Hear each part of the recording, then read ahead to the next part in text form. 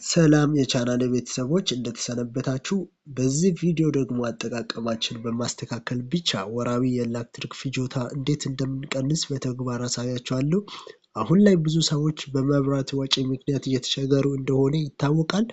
ለዚህ ደግሞ ዋነኛ ምክንያት የታሪፍ መጨመር ቢሆንም ሌሎች ምክንያቶች አሉ። ከነዚህ ምክንያቶች ውስጥ አንዱ የሰዓት አጠቃቀም ክፍተት ስለሆነ ይህንን የሰዓት አጠቃቀም ክፍተት እንዴት አድርገን ማስተካከል እንደምንችልና ወራዊ የመብራት ክፍያ እንዴት አድርገን እንደምንቀንስ በዝርዝር ስለማሳያችሁ እናንተ እስከ ቪዲዮ ፍጻሜ እንድትቆዩ ጋብዛለሁ። ከዛ በፊት ለማታውቁኝ አክሉልኝ የቴሌግራም ቻናሌ አባል ካልሆናችሁ ሰብስክራይብ እንድታደርጉ በትህትና እጠይቃለሁ። ይህ ቪዲዮ ለብዙ ሰዎች እንዲደርስ ላይክ፣ ሼር፣ ኮሜንት ማድረግ እንዳትረሱ። ስለምታደርጉት ሁሉ አስቀድሜ አመሰግናለሁ። የኤሌክትሪክ ምጣድ አጠቃቀማችን በማስተካከል ኃይል መቆጠብ እንችላለን። ነገር ግን እንዴት መቼ የሚል ስለሆነ ዋናው ነገር እስኪ አንድ ጥያቄ ልጠይቃችሁ።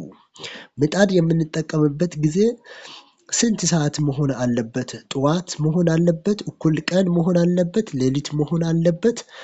በንጽጽር ለማሳየት ይረዳኝ ዘንድ ይህንን መግቢያ ላሳያችሁ እፈልጋለሁ። በመጀመሪያ ማንኛውም የኤሌክትሪክ ዕቃ ምጣድንም ጨምሮ የራሱ ወቅት አለው። ይህ ፊቲንግ አለው። ኤሌክትሪክ በሚያገኝ ሰዓት ይህንን የምጣድ ወይም ይህንን ዕቃ በትክክለኛው እንዲሰራ የሚያደርገው ራሱ የቻለ ሬት ወይም መጠን አለው። እሱን በወቅት ነው የሚገልጸው እና